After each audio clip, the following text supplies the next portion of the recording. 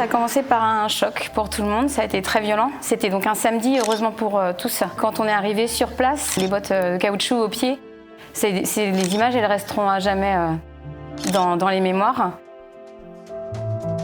Là, on a échappé à une catastrophe terrible puisqu'on a relevé jusqu'à 1,80 m d'eau dans les classes.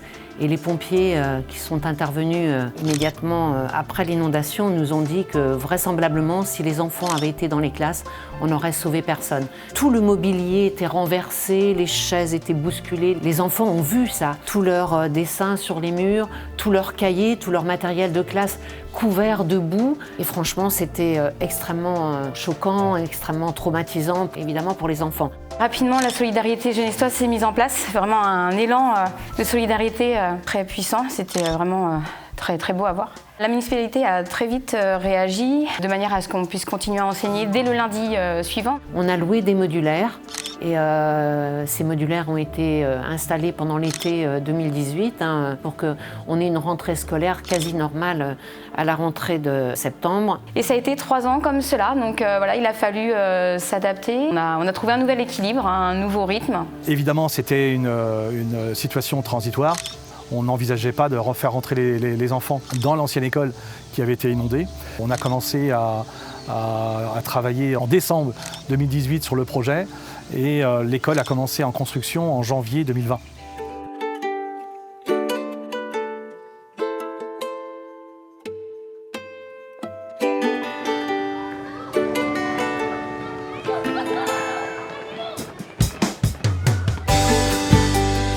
C'est une école qui est, vous voyez, très fonctionnelle, très moderne.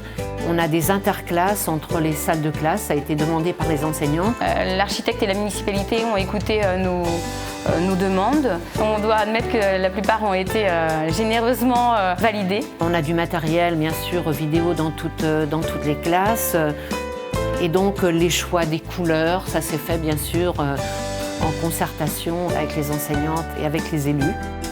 Alors on est sur un bâtiment qui respecte les normes énergétiques qui sont toujours en vigueur et on a choisi d'avoir un chauffage électrique alimenté par des panneaux solaires. On a un préau qui ferait pâlir plus d'une école et puis une très grande cour. On a un très bel espace de travail dans lequel on pourra de nouveau faire grandir les élèves, un beau lieu d'apprentissage. On s'est servi de cette école pour justement repenser les aménagements et les circuits qui vont effectivement permettre aux Genestois de circuler autour de cette école. Les enfants sortent de la cour de l'école, ils sont directement dans le parc. Ils peuvent se déplacer à la salle des sports en toute sécurité, on ne traverse jamais la route. Ils restent à proximité du restaurant, ils restent à proximité du centre de loisirs. La cour qui était la cour de l'ancienne école qu'on a rasée, on l'a transformée en un espace de stationnement pour les parents d'élèves, entre autres choses. On a ajouté quelques jeux, etc.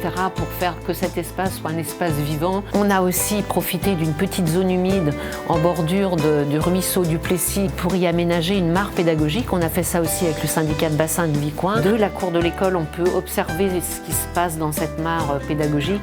Et je crois qu'il y a un certain nombre d'enfants qui ont déjà entendu les grenouilles à plusieurs reprises.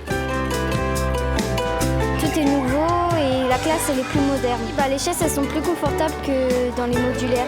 J'ai une bonne place et je vois bien le tableau. Déjà il y a un coin lecture. Les couleurs je trouve qu'elles sont très jolies et ça change un peu du blanc. Comme je disais à mon mari, on a envie de retourner à l'école. On aurait eu cette chance-là d'avoir des classes aussi grandes, la technologie. Je pense que là, ils peuvent être que ravis. C'est un très bel outil de travail, c'est très bien pensé, moderne et puis c'est dans l'air du temps. C'est lumineux, il y a de quoi s'épanouir dans cette école. Qu'elle soit derrière la maternelle, donc pour nous, parents, quand on a un enfant à la maternelle, maintenant on n'a plus à se déplacer. Et c'est vrai que le cadre est quand même très sympa. On aura transformé ce drame en une chance pour l'aménagement de notre commune. On met derrière nous tout cet épisode des inondations. Là, la municipalité nous donne la chance d'avoir un nouveau livre où on va pouvoir écrire plein de nouveaux chapitres et donc on est très heureuse.